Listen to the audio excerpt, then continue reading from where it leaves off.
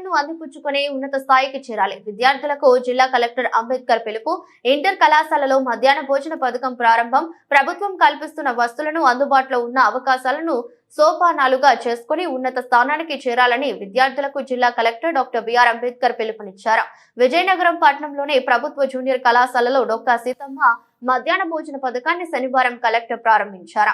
విద్యార్థులతో కలిసి సహపంక్తి భోజనం చేశారు. అన్నం, సాంబార్, స్వీట్ పొంగల్, బంగాళదుంప కూరను భోజనంలో విద్యార్థులకు వడ్డించారు. సందర్భంగా కలెక్టర్ మాట్లాడుతూ ప్రభుత్వ కళాశాలలో చదివే ఇంటర్ విద్యార్థుల సంక్షేమం కోసం రాష్ట్ర ప్రభుత్వం మధ్యాహ్న భోజన పథకాన్ని ప్రవేశపెట్టిందని, జిల్లాలోని 18 ప్రభుత్వ జూనియర్ కళాశాలల్లో చదువుతున్న సుమారు 4660 మంది విద్యార్థులకు ఈ పథకం వల్ల ప్రయోజనం కలుగుతుందన్నారు.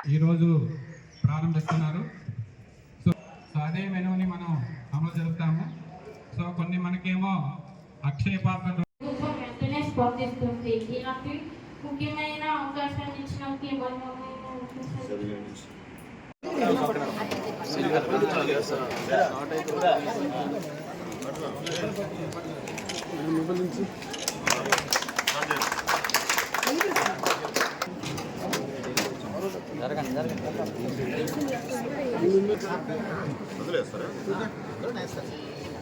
కొంచెం ముందు రా తల్లి అమ్మా, కొద్ది ముందు రా.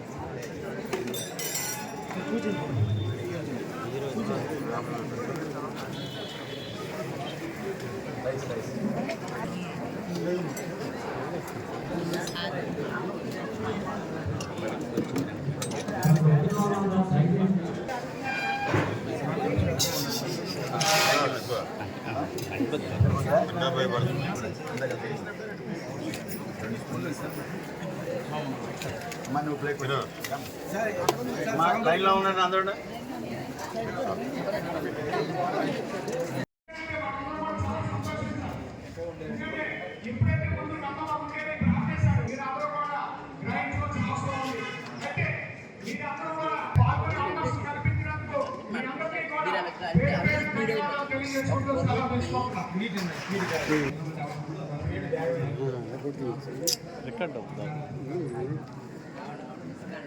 హీరో గారిని వేదిక మీదకి రావాల్సిందిగా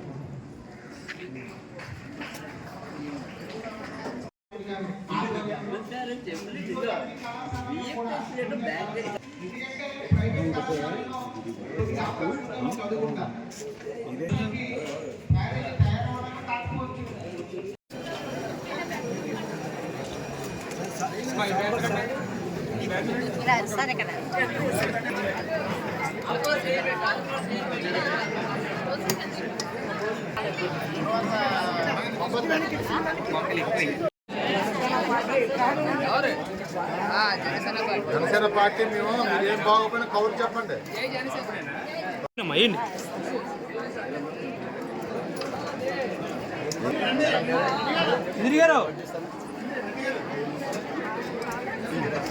అందరూ టేస్ట్ చేసి వెళ్ళండి సార్. అందరికీ ఆహ్వానం పంపుతున్నాం.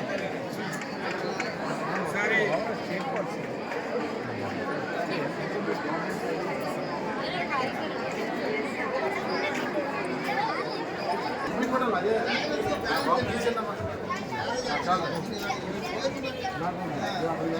నాయకుడికి అవకాశం ఏదో ఒకటి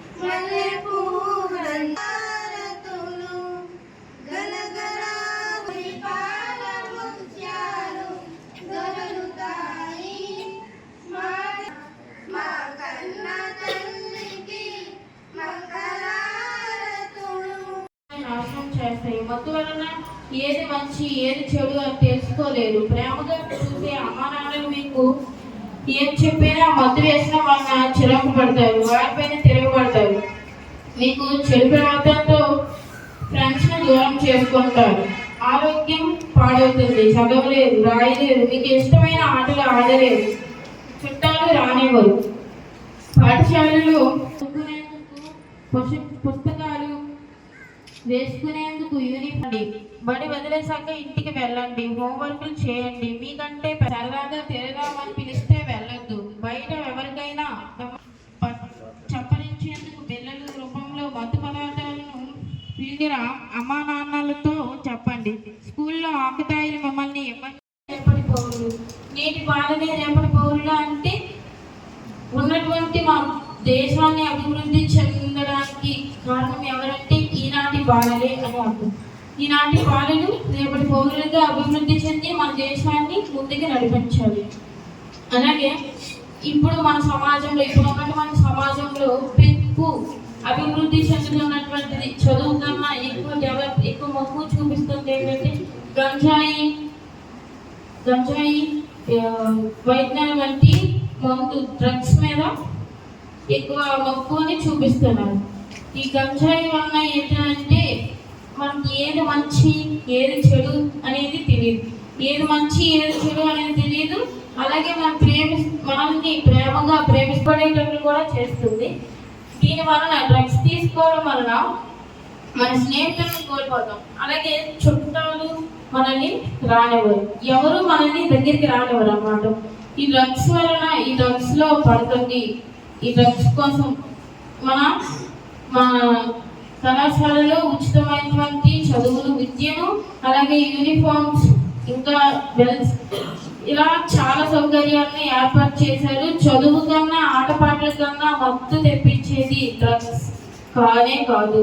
కాబట్టి డ్రగ్స్లో పడకండి. అలాగే మనకన్నా పెద్దవాళ్ళు కానీ మనని బయటికి రమ్మని పిలవడం కానీ, లేదా బయట తిరగడానికి సిగరెట్ల ద్వారా లేదా చాక్లెట్ల ద్వారా చప్పరించేటటువంటి పిల్లల ద్వారా మత్తు పదార్థాలను అందించడం జరుగుతుంది. కాబట్టి మాకు వద్దు, కాలేజ్ అయిన తర్వాత ఇంటికే వెళ్ళాలి, ఇంటికి వెళ్ళిన తర్వాత ఇలా నన్ను పిలిచారు అని తల్లిదండ్రులకు ఇన్ఫార్మ్ చేయాలి. అలాగే కాలేజ్లో ఎవరైనా ఏమైనా అన్నా మన యొక్క ఉపాధ్యాయులకు ఇన్ఫార్మ్ చేయాలి.